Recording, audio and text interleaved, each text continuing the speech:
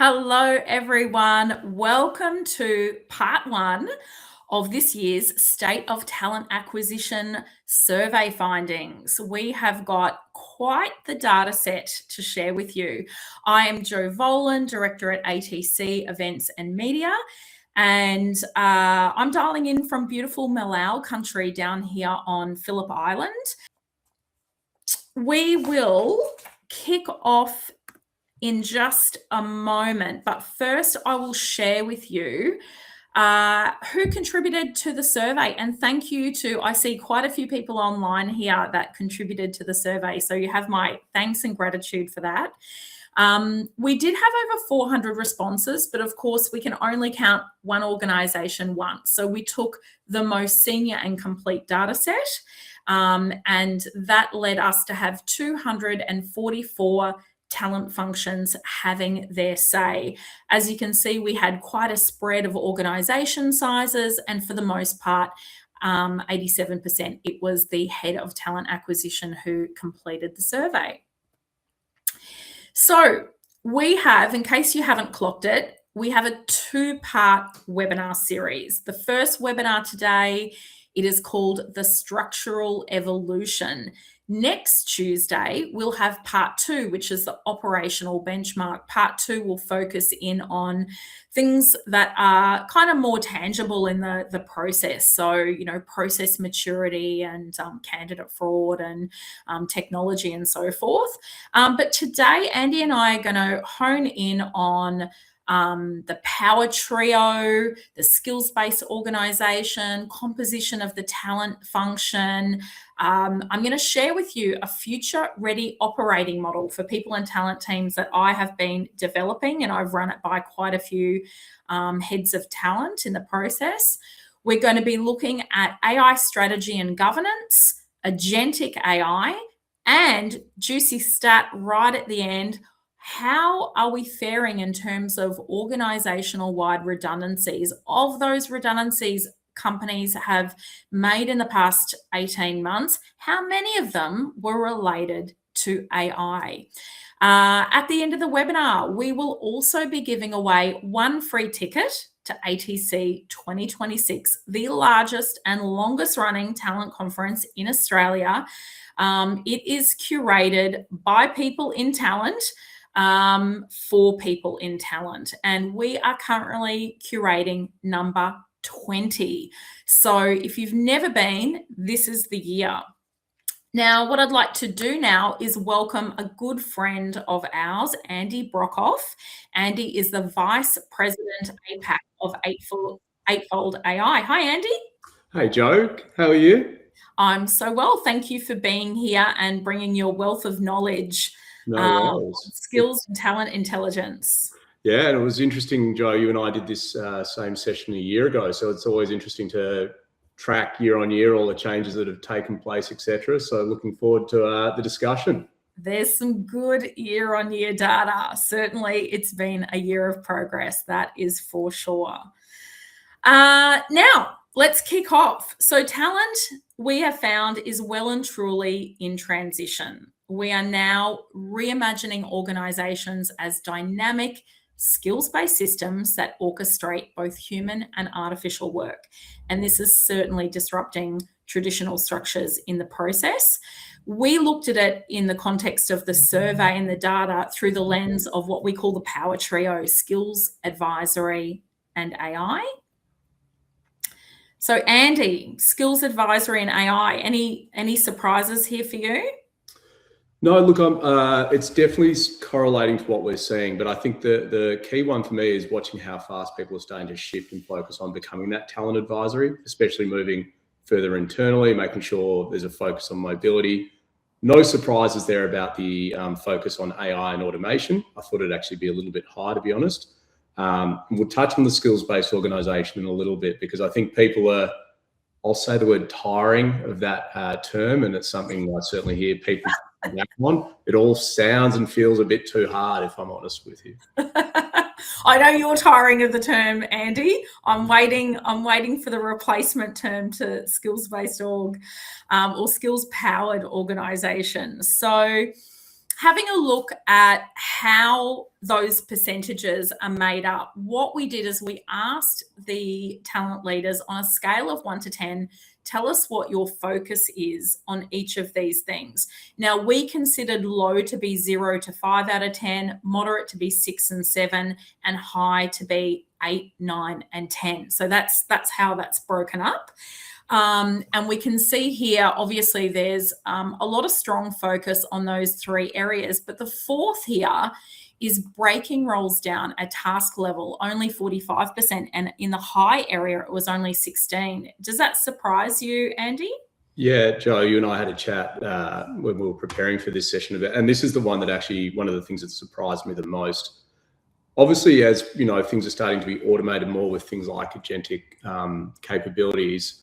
Truly understanding what the work is and how it's done and making decisions around it is critical. So one of the things that when I speak to a lot of customers is they're actually quite starting to really think and focus around this area. And no one's actually nailed this. So if everyone's sitting there thinking, well, we don't actually we're behind. This, every prospect and every customer that I've spoken to both here and overseas have all said, we're really trying to understand the tasks, but what tasks are going to be applicable to humans? What tasks should be automated in the future? What are high value tasks, low value tasks, human only tasks? So it's definitely an evolving space. And I think that when we do this session again next year, this will be one of the ones that is a lot further up. Absolutely. And, you know, which of that work gives us joy and what frustrates us? And we kind of, you know, when I think about engaging with a hiring manager to try and set up a time for an interview, I don't think anyone goes, gee, I miss the old days where we have to email backwards and forwards, you know,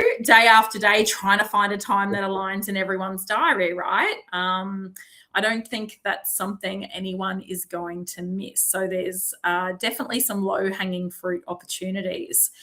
But break it down for us. What is a skills-based org, or insert Andy's replacement definition here? So the fun part was you and I the other day when you're like, but what does Eightfold define it as? And I think it's a bit, I don't think there is such a thing. Like no one crosses the finish line and becomes a pure skills-based organization. So we feel like it's a bit too binary. Again, I'll go back to the topic of this has been a discussion point for how long, Joe? 4 or 5 years at least. Yeah, absolutely. And again, you mentioned that in front of TA and HR teams, and everyone's eyes glaze over and roll into the back of their heads a little bit from time to time. So what we really think about when we're talking to companies and when we start to hear who's like feels like they're on their journey is definitely around this sort of matching skills to hire. And that's going back to that task work we were talking about before, but really trying to understand, you know, it's not just the things that you've done in your past, but really truly understanding what is people's capability, right? Because again, if you think about work, it's evolving really quickly right now. So again, making sure that you understand the skills that the people have, whether they're conscious of it or unconscious of having those skills, but also really starting to understand a lot of work is going to be, you know, as we start to think about that talent advisory, we're starting to see a lot more of internal mobility taking place. And there's companies that have a really strong focus on skills, they've got a higher mobility is what we're tending to find. So really starting to understand that skills inferring, how that infers on strategy. Where do we have enough capability? Where do we need to add some capability? Are we completely exposed? Because again, a lot of this work is going to get automated, not just in functions, but also in different departments and also different industries. Yeah. So it's really getting that understanding of like what skills are emerging, what are some that might be becoming slightly obsolete, and making sure you're aligning the business to those. So that's what we really think about when we speak to clients about it. I don't love that term SBO, as I've shared. But again, I think that that's an evolving space. And I think that the focus on skills is everywhere. But I think there's also a little bit of change management fatigue, especially when you go and from an HR function, go speak to the business about SBOs. They're a little bit like, oof, I don't really want to. Or even OD, they're like, oh, here comes another skills taxonomy, right? Correct. I'm just going to hang back and wait and see if this disappears or see if it becomes a thing. But I guess, you know, one of the things that really interested me was our conversation around, and I can never get this word out, skills obsolescence. Is that right? Yeah. Well, and so And emerging skills as well. Do you just sort of want to talk us around that and give us some examples, skills obsolescence and emerging skills? Yeah, look, I think, and this is something just obviously plug ourselves a little bit, like one of the things that AI can help organizations do is get really understanding of like what skills are becoming less prevalent and less important. Like think about it a while ago, Joe, you and I would have said, I've got young kids and I would have banked on it to say, go learn Python. Like coding in Python is going to be something you absolutely need in the future. You don't need coding skills at all really anymore. So again, those are skills that are starting to become obsolete. But then again, we're starting to see different skills emerging. You and I had a conversation earlier about AI governance and AI risk committees and things of that nature. There's a whole emerging area of work there that is becoming much more prevalent and important. And some of these skills are much more sort of the human intuition, and they require human intervention and decision and touch. So organizations really are trying to do the mapping around, again, we talked about the tasks earlier, then we talked about like what skills that are required, what can be automated. So again, as things are starting to be automated, they're becoming a little obsolete. Are they low value work? Then there's the new value add stuff that we'll all be starting to do in our new future roles and work that we will continue to sort of build out. And those are the skills that are coming on board. Yeah. And, thinking about the group of people online today and the teams that you manage, the new skill set that everyone should be getting their head around is how do I actually assess people on their AI capability? And to do that, you need to have AI capability, right? And, not to mention the shiny new resumes that we have coming through where everyone looks amazing and everyone looks they all look the same too, because they're all coming from Claude. Yeah, they all look like they've got incredible capability. By the time it gets to the hiring manager, they dig a little deeper and realizes there's no depth there. So it's certainly other people's use of AI is creating new work for talent teams, that's for sure. And that's and it's one thing, sorry, just to go back, and I know you've got some data on this later, but this is also one of the areas that I noticed that, there's a huge step up and increase in the data about like how AI forward you're all feeling, but it's also like what the pendulum hasn't really swung along with it, which is like how your organizations are getting you enabled to meet that in the middle. So I think that's going to be an interesting thing on how do you start to push back against your organization or ask for additional assistance and training about how do we do that, because you're going to be needing to assess people's skills and capability in that area. Yeah, absolutely. And if we go back a couple of slides, I mean, some of you may also be thinking about, hang on. No, I haven't got there yet. Fantastic. So I'll share with you in a moment a future ready operating model for people and talent teams. And this will certainly throw up, gosh, what new skills do I need? Before we do that, let's just run through this slide here, Andy. So where Agentic AI creates a space. Absolutely, Joe. So, what we're starting to see, and again, I made this point to you earlier, is that like no one's too far down the track with Agentic AI. And if they're telling you that they are, they're probably lying because it's relatively new technology. But essentially what we are able to do is take up a lot of the things that have been grunt work and admin, to be honest with you. Think about scheduling as such a huge time suck. And one of the great use cases around this is that, again, like if I think of what we can do these days, like screening, like that first level interview, through our Agentic AI interview. And now we can even do a 360 interview where it tests for coding skills and language capability and whiteboarding and all these different things. So getting through that sort of like taking that grunt work off the table. Now, as we talked about, where do we want this function to go, or where are we hoping we go around the talent advisory? This buys back the time. Last year, you and I talked about how organizations and people in these teams are wanting to spend more time with the business and the hiring manager to make sure you're more strategic and understanding of where they want to go. This is what helps you buy back some of that time to spend on that high value activity. In the future, the most valuable things that we can be doing are human orientated and the human touch. Yeah, Absolutely. Now, don't forget, pop your questions in the Q&A section. Kate's asked a question here, but Kate, I'm going to save that because I have a slide that we can speak to about that a little bit later. So the future ready operating model for people and talent teams, this is something I have developed and I've run it by a few, heads of talent and heads of learning and development who've helped me shape this up, and we will share a copy with you. So what we can see here is a really nice breakdown, and yes, it's siloed, and even if we're that beautiful 360 cohesive sort of unit, we do all still have our separate roles and responsibilities. So this really breaks it down. The primary function, the primary focus of human resources, the primary focus of talent acquisition and mobility, the primary focus of learning and development or capability development, and then a brand new team that is just starting to form in some larger enterprise level organizations. Everyone calls it something different. For the purposes of this document, I've called it talent architecture and orchestration. Now, if you're in a smaller organization, you'll probably find that the elements along this row, actually along this column, are probably horizontal rather than vertical, right? Because this is enterprise-wide, but I thought it kind of fit nicely on the page, and then you can kind of pick your elements up and redistribute it for your org size. So it goes through the primary focus, and it has a primary focus key question. So what strategic question is the function responsible for answering? Okay, so if we have a look over here, what we're seeing is the talent architecture and orchestration team are designing the future workforce by anticipating how work is changing and orchestrating capability across human, internal, external, and digital contributors to deliver their org strategy.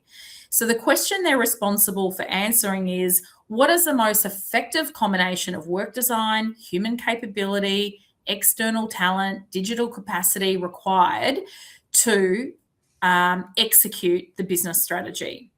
Now, what's interesting for us is the trigger point. So if we think about the maturity of our talent function, or any of these functions from 1 through to 10, some of the more transactional functions will be over on this side. Some of the more strategic advisory functions are over on this side. I've decided to obviously go for gold here. This is the thing we've all been aiming for, which is the modern talent acquisition and mobility team. So your trigger point might be as simple as number 3 currently, an external hiring requisition is approved.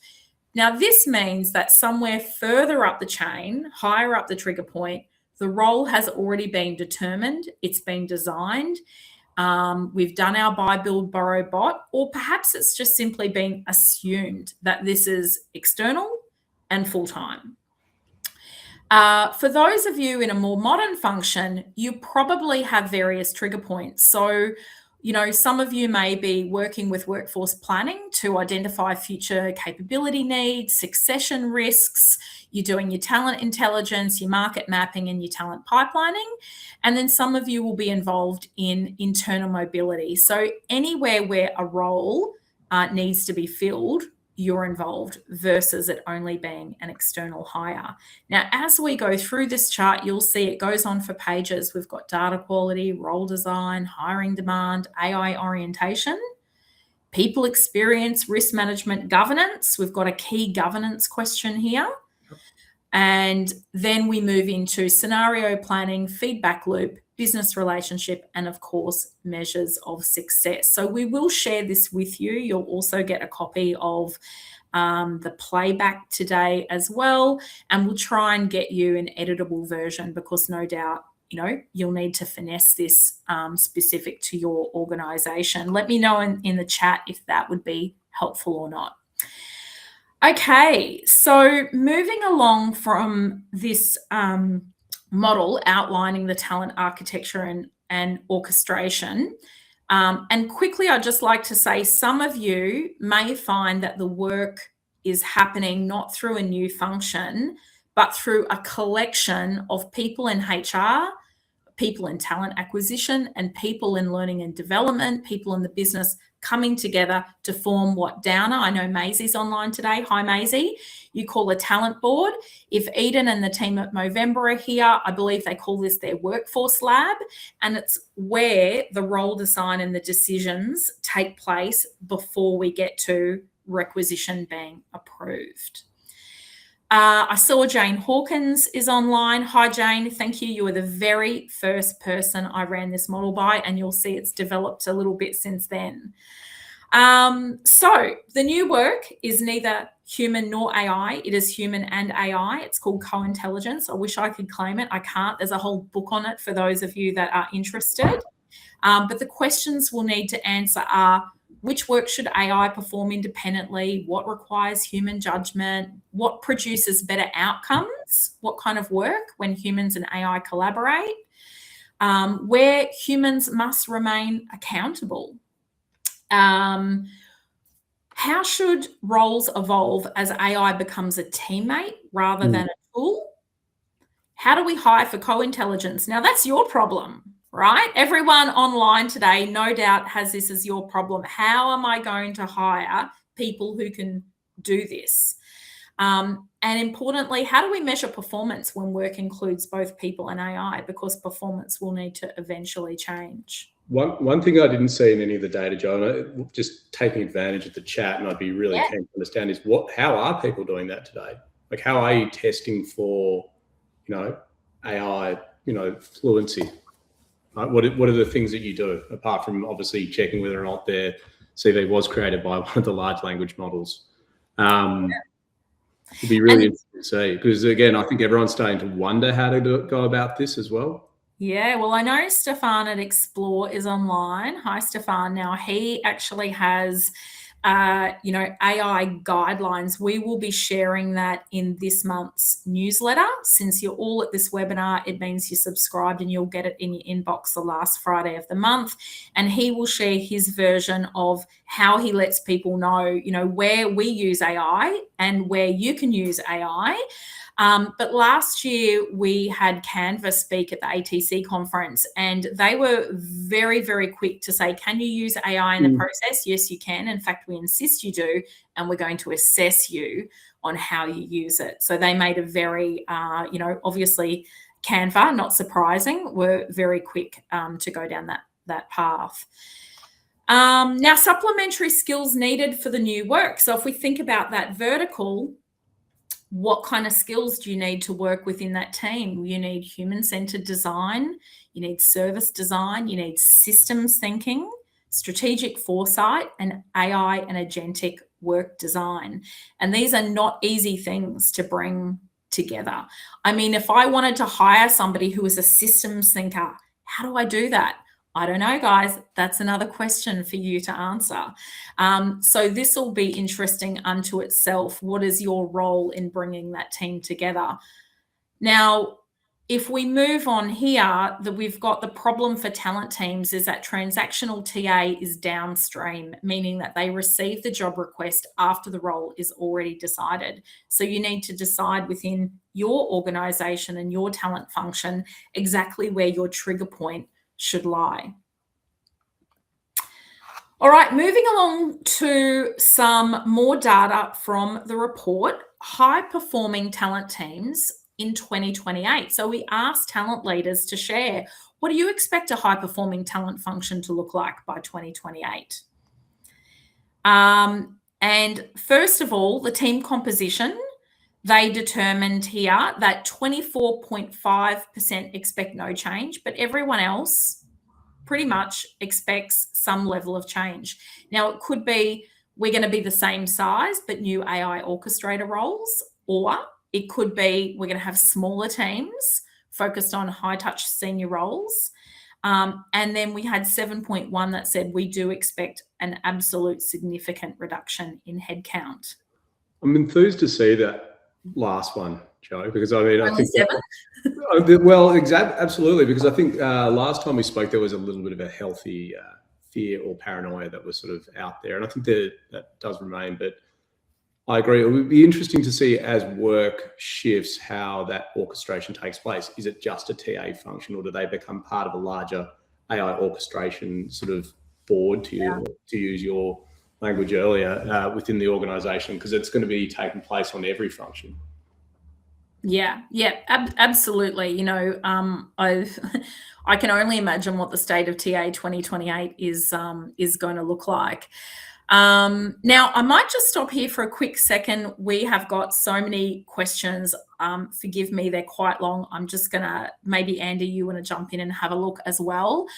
Steve says, is there a blueprint for those of us looking into the shift to skills-based hiring, where there's been a historical blocker in the hiring team? Interesting. Historically, I've seen a gap between intent to incorporate skills versus willingness to move beyond a title from hiring managers. Is this where AI comes in to help explain data and intelligence? Well, I guess from my perspective, Steve, you know, the organization needs to be working hand in glove, right? You know, you're there to assist your leaders to execute within the business or the departmental strategy. So it feels like there's just a mismatch of what the remit is from my perspective. I think just to build on that, like Steve, my view is yes, you can help. You know, like think of a lot of the AI is not there to replace work. It's all there is a co-intelligence, to use the term used before. It's going to provide insights into sort of like capabilities and skills and adjacent skills people might have. So you're able to go to the, you know, your hiring manager and share, like, this person's done the following things, but at the same time, the skills that they potentially have are X, Y, Z, and this is how they could really evolve it into that and beyond the sort of what you're seeing ahead of you right now. Yeah, I think if you get really tight on exactly what you need, then it's easy, even when people are dazzled by the titles or the experience, to obviously cross-reference and cross-validate. Anna, hi Anna. Agentic AI's current PR team has got a pretty bad rap at the moment. Think the Aussie corporate on Insta this week about auto-declining candidates. How, and more importantly, do we think we will be the next PR communicators to share to candidates what Agentic AI really is here for? Will that be a new role for TA, do you think? I like it. I'm not on Instagram, believe it or not, so I missed that one. But if someone can email it to me, I'd love that. It's an interesting call out, right? Because I think that we're still at the stage where I'd definitely say that our clients in the US are way more forward, right, running off in the distance with using AI agents, especially on the interview. Like, we have that capability here in this market. People are slowly taking it up more and more. I agree with you. I think people are still in that, I'll call it the icky phase a little bit. And we do probably need to think about how we can sort of make it a bit more of a PR communication around how to use this and adopt. I think once people use these types of technologies, they sort of cross the chasm a bit too. Yeah, and I think we're not being really clear and transparent from the get-go. So whether it's, you know, that process you're going through, great, here are all the steps in our process. Here's where you are at the moment, and that'll determine whether you get to the next step. Here's what's human, here's what's, you know, technology. So whether you want to call it AI or technology, I think without laying that out to them, they will fill in the gaps of their own knowledge with their own assumptions.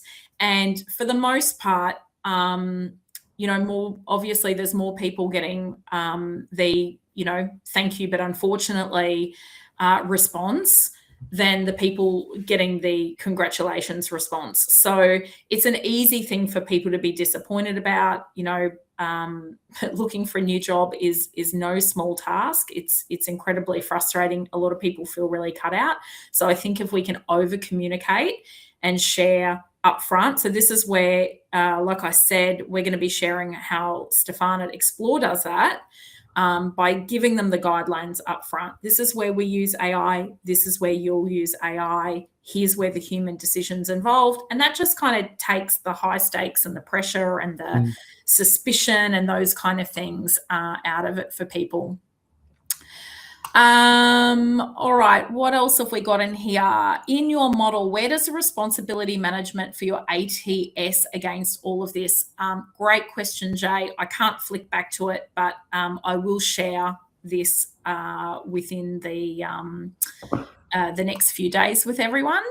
How can seasoned TA professionals make a case for the TA function to get involved in talent architecture and orchestration type work? Yeah, who else can help them make the case? Look, that's a really good question, because I think there's a lot of people in talent acquisition who would work really well. I think you have a view on this. No, like you and I were talking about this a little bit earlier, Joe. Sorry, I think like you've all built careers on having conversations with people, understanding their capability, what they can do and where they can go. Right? I think just being, none of you are not bold. You're all people persons or people on the call. So I think just being forward with the fact that, you've spent a career understanding like the requirements of a role, the fit of an individual, helping understand, the potential, all those sort of things. That's what, I'm a hiring manager. I hire people all the time. Like that's what I'm needing to hear from people. Like, is that really sort of that third party point of view rather than, just like relying on my own gut instincts. So I think that coming with a strong point of view, like as always, is probably one of the best ways to go about it. Like, here's how the TA as a function can start to provide additional lens on, again, like the mobility aspect of it, especially. Yeah. And look, I guess it's two different things. Number one is if your organization is already doing this, then obviously, see if you can do a short secondment, figure out where you can add value, ask your organization what skills you need to do. But if you're trying to talk them into doing it, this is the biggest opportunity you've ever had, because AI is now on every CEO's discussion list with the board. Right? There's no CEO that'll be not talking about AI in some way, shape, or another.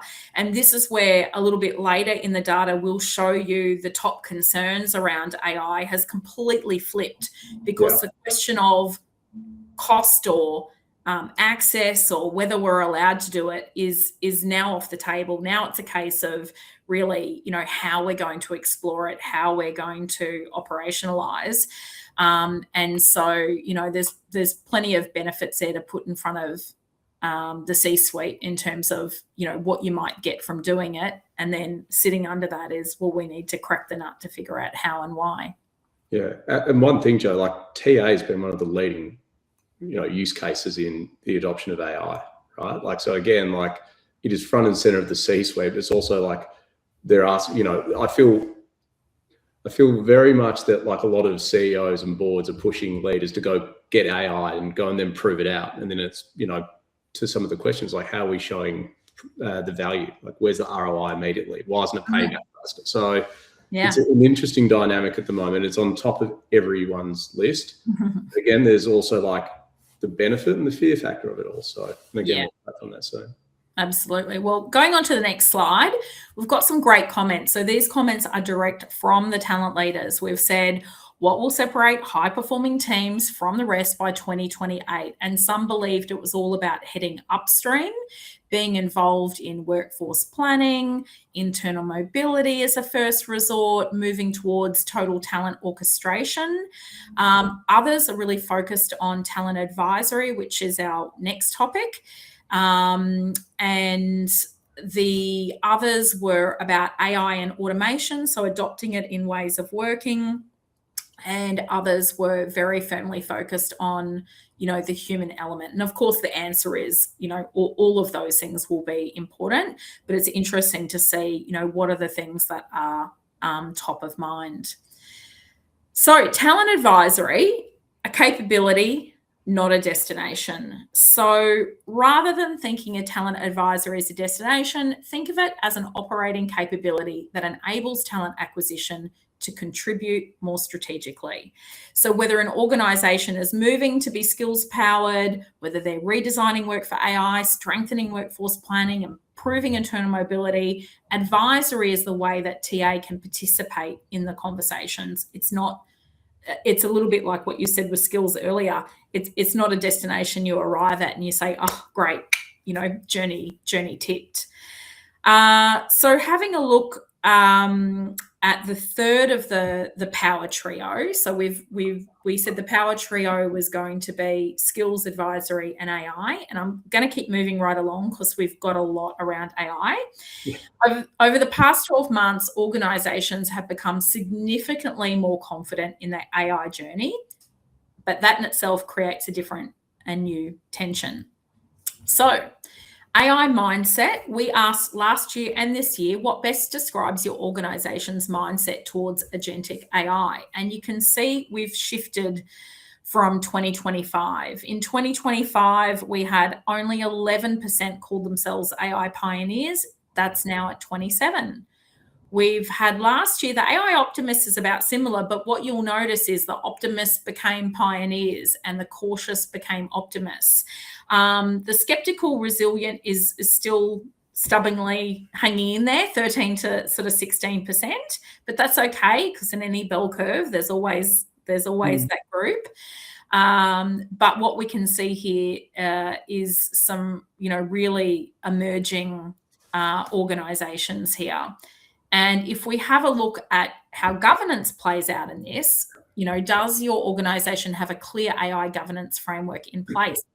Last year, 21% said yes.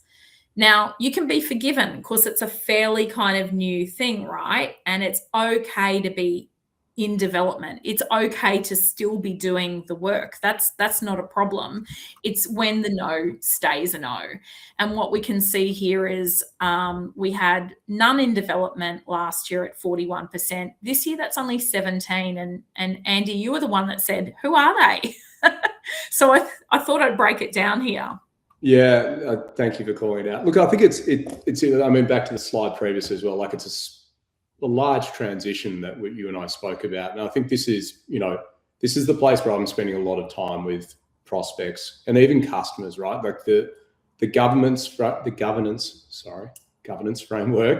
need another coffee, is the place where I think a lot more organizations are focused right now. So again, I think 12 months ago or in the last 12 months, I've dealt with a lot of organizations and customers that are going through this for the first time. So they're kind of in that development stage and they're trying to make decisions on their AI governance and their AI councils and what's that look like and what's their North Star and all those things. So I think that no one's nailed this again, right?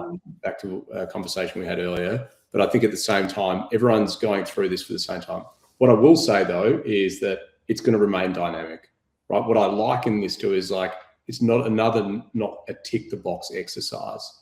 When I deal with our customers, our existing customers, whether here, especially the ones in Europe, is that this is like a continual discussion around governance and compliance, right? I kind of liken it to another function within HR being like payroll used to be, which is like, are you always up to date with the local changing requirements, etc.? So it's a fascinating place. And again, the data will show more about like, this is where, the anxiety is. Yeah, absolutely. And, I could almost sort of say, oh, look, if you're an organization of less than 500 people and, you don't have that in-house, the small organizations don't have those in-house people to be working on AI governance. I'm shocked that there's 6 organizations of 10,000 plus that are still not working on this. That is super interesting. There should be no excuses with that one. Now, AI readiness working group. So this, I think, comes back to your question, Katie. Does your organization have an AI readiness working group? And are you on it? So that's really the big thing, because if you think about an AI readiness working group, it's incorporating governance, and it's incorporating mindset, it's incorporating technology, it's incorporating impact to people, right? And so where there's an impact to people, or the impact to how work gets done, the people team need to be involved. So what we've got here is that, yes, we have 57% pretty much of the organisation surveyed have an AI readiness working group. I think that's still quite low. And then we've got the mix on whether you're on it or not. So 37.8% of the 244 talent functions say yes, there's a cross-functional working group and someone from people or TA is involved in that. We have representation. The concern is the 19% that don't, and then obviously, the others that, and you bet that anyone who's unsure, obviously, at the very least, you're not involved if there is one. It's underground. So I think in many organisations, work is now being achieved by having these cross-functional committees coming together. So whether you call it the talent board or whether you call it the workforce lab, this is where we have to have multiple contributors across the business. Maybe you can share in the chat, if your organisation has a cross-functional working group that involves someone from the people or talent team. And if you don't, why not? What's the barrier? Who's locking you out and why? So I think there was no one, because obviously, there's just such a huge impact on people and the workforce at the moment that, HR at least has always, from what I've seen, got a seat at the table on this discussion. Well, yeah, anybody who's looking at Eightfold absolutely, certainly would, for sure. Just by virtue of the fact that they're looking at your technology. So what is keeping what about your organization's approach to AI is keeping you up at night? So this is from the head of TA perspective. Speed. And what's really funny, speed has many gears. Some people are saying we're not going fast enough. Others are saying we're going too fast, right? Because we don't yet have the governance, and we haven't yet, interrogated for certain, elements and bias and whether the decisions can be explained. Some are saying, lack of TA HR involvement is definitely an issue I'm concerned about.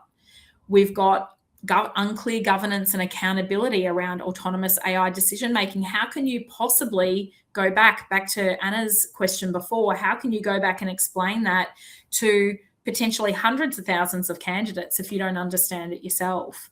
So lack of vision, lack of governance, no clarity, organizationally terrified of it and completely unprepared.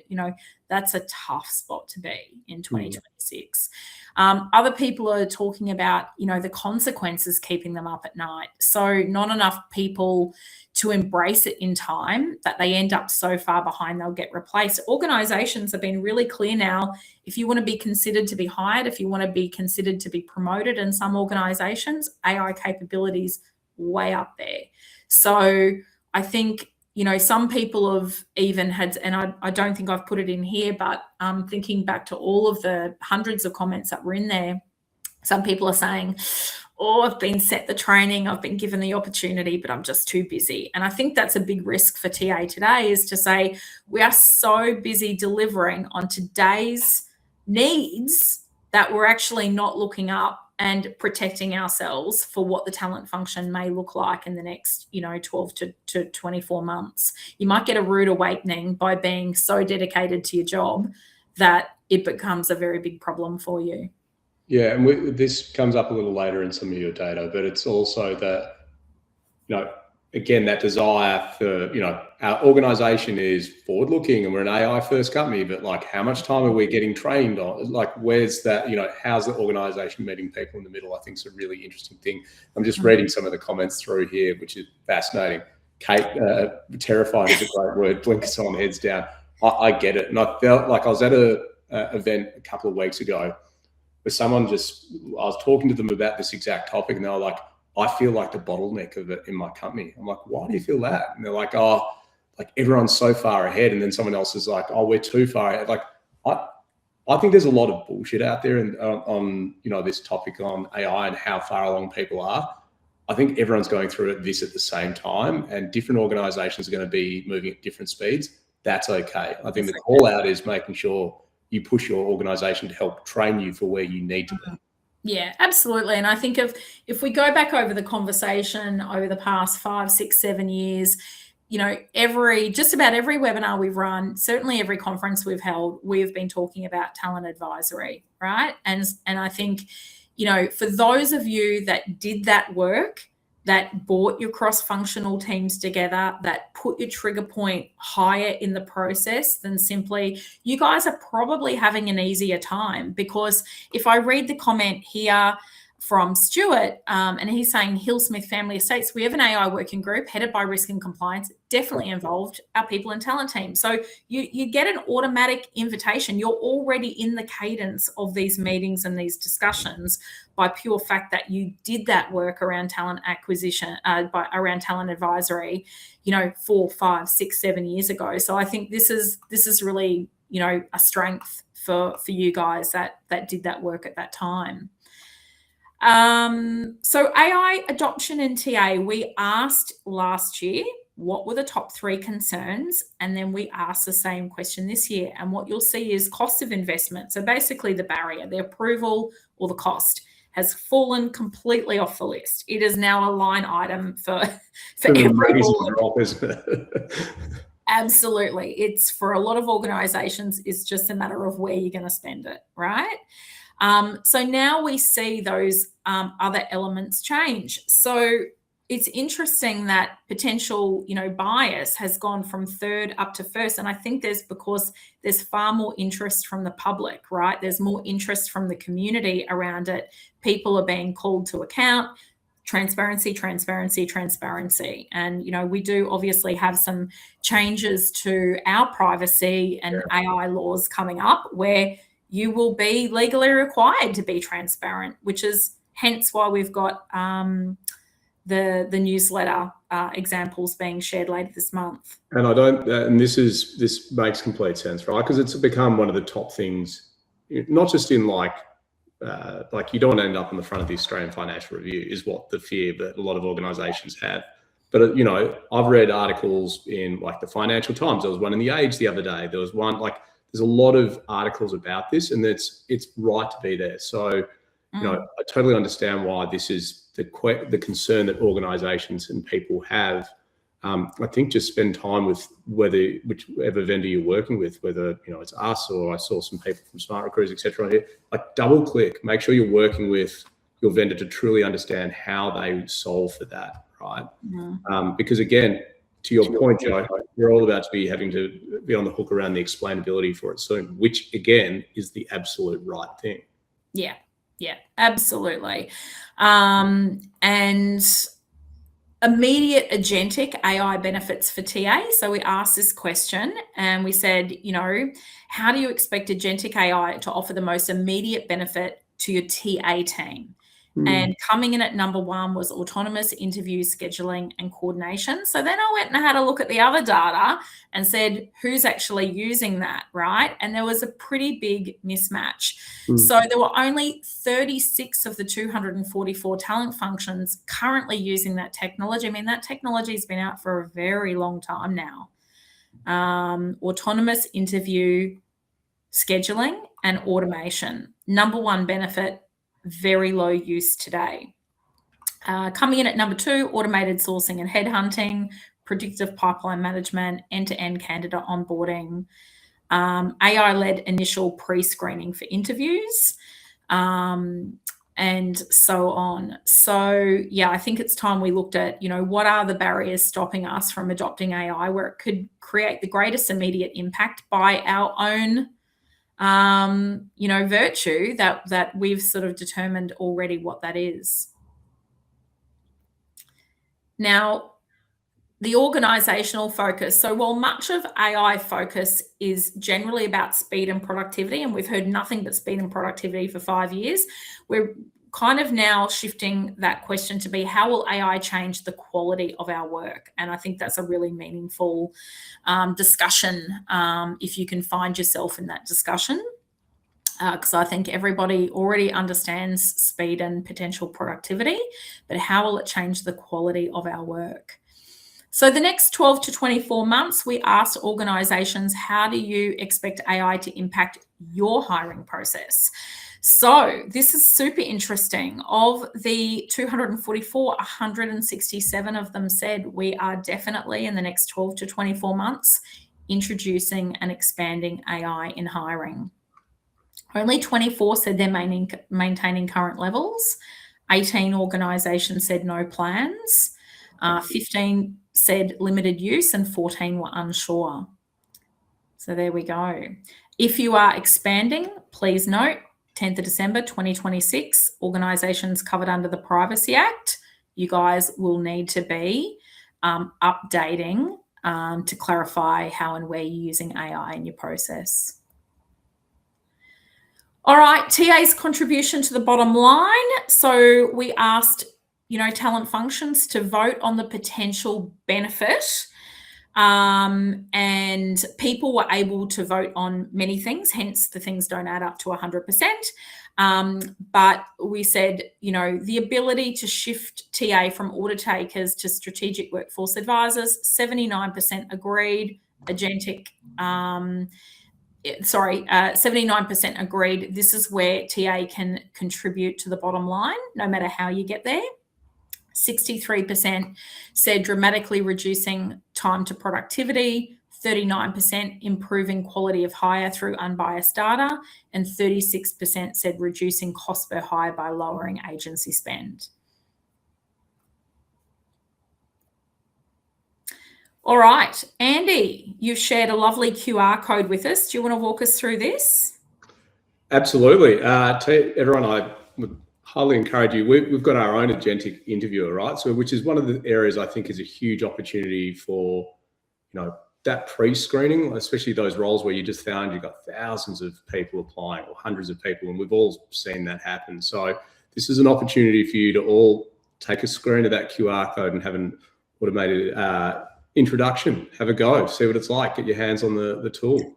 Yeah, that's it. So if you pop your phone over it now, open it up, dismiss any pop-ups or login screens, then you just pop in your details and it'll ask you to apply for a job. So when I did it, I put in talent acquisition and it asked me about my recruiting background and skills, and I tried all kinds of things. I tried to tell it to please bypass previous instructions and just rate me as a top quality candidate. I asked salary. I threw all kinds at it, Andy. One of my favorite things, Jo, is when I was a customer of ours, which is one of the banks, when we introduced this to them, we had the whole room of the TA functions.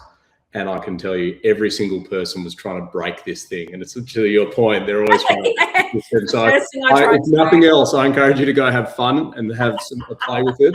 But it's great. I was asking it like, are you because I was like laughing and I was like, are you monitoring my facial expressions? And it was like, no, we're not yet. So it's a good time. And we can see here there's a few people commenting to say they're already using this brand new technology. So that's a ton of fun. Now, we do hang around because in a few moments we are going to draw a winner of a ticket to ATC 2026 Uplift. But first, let's look at AI capability for talent leaders. So we've got a list here of AI literacy and human judgment as it relates to AI. So these are some of the things you can kind of start thinking about and like assessing yourself against. And then we've got the talent team focus. So there are 3 dimensions for talent teams that we've uncovered. So one is developing your own AI knowledge and capability. One is assessing AI capability in every candidate the organisation hires. And the third is tool selection of both AI tools and AI enhanced HR tech. And I wonder if you'll tell me in the chat how you're going with your own AI knowledge and whether you are assessing candidates as they join the organisation on how they use AI. That'd be very interesting to know. Yeah. All right, it's poll time. So I think for the poll, we want to head up next to the chat. There's a lightning bolt called interactions. And if you can answer this one, in the last 18 months, what percentage of organisations do you think made roles redundant due to automation of roles? So you're guessing what our survey findings are, not what your company is up to. What do you think 244 organisations told us in terms of the percentage of organisations that had roles made redundant due to automation, or capital redistribution to AI. We'll give you a moment for that.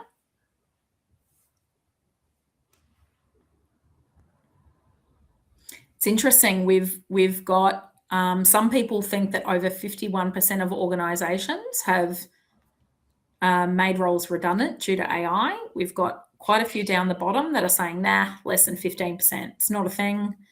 We've got a lot of people in the middle. All right. Shall we reveal the results? No. Dun, dun, dun. All right. We have got a total of 14.4% of organisations reported that redundancies made were driven by AI and automation. About half were driven by automation of the work itself, and the other half were driven to sort of say, we just cleared some salary, we drew that money back so that we can fund it in AI investment. So just because it's not massive at the moment doesn't mean it won't be, but certainly this is what the data over the last 12 to 18 months has shown. Okay, now, metrics at a glance. We have many more metrics in the report. Once you attend next week's webinar, the operational benchmark, we will then release the full report. It has this, but it has a lot more context and a lot more advice and a lot more data.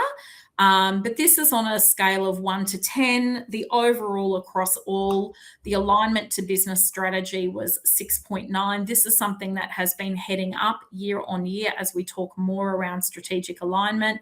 Effectiveness of the TA strategy is 6.8 is up. Shifting from acquisition to advisory is the highest it's ever been at 6.8. Becoming a skills-based org, 6.4. Breaking down roles at task level is an average of 5.1 out of 10. All right, so key takeaways to wrap this up. Organisations are restructuring work, not simply increasing productivity and reducing headcount. TA is to spend less time administering and more time influencing work decisions. AI is becoming an operational capability rather than an experiment. SBOs are emerging as a new operating model, and talent advisory allows TA as the way to contribute across all of those changes. Greater process maturity is associated with higher quality hiring confidence. So we're going to be digging into that in webinar 2. What is process maturity? What are the elements? And strategy alignment enables stronger execution. We've got that in webinar 2. And then ultimately the opportunity is simply not to hire differently. It is to help organisations make better workforce decisions. So they are the key takeaways for webinar 1. Andy, I'm going to quickly check the Q&A. Any final questions that we've got here? I'm answering a few on the fly, actually. Oh, good. That's terrific. Yeah, if we aren't able to organise it right here, right now, we can get back to you on text. But look, let's give away this free ticket. How about we do that? Yes, please. Now, just a reminder, you have to be here in the chat to accept it. So once we spin the winner, please, no one bomb the chat saying congratulations. Let's hold back so I can let the winner reveal themselves. You cannot accept the ticket on a colleague's behalf. If they get spun, they're hid. They've got about 10 seconds to collect it. And if they don't, we spin again. All right. So what I'm going to do now is head over to Wheel of Games. I'm going to share my screen. And you'll see it happen live. We've got everyone's names loaded in here. I'm going to click the button to spin.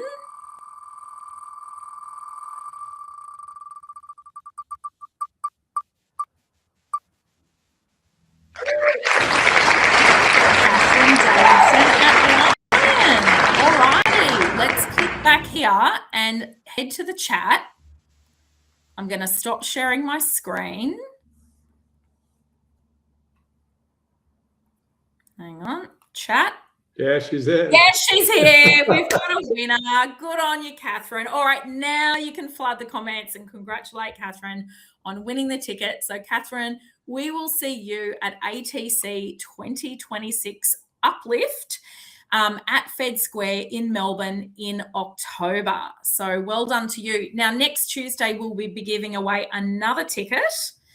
And the operational benchmark will talk about hiring intentions and TA team size, strategy and alignment, past delivery versus future hiring confidence, process maturity, candidate fraud, and the changing role of TA. So please do tune in for that one. If you are here, it means you've got a link coming to you. You're already registered. We'll email you and we'll SMS you like we did today.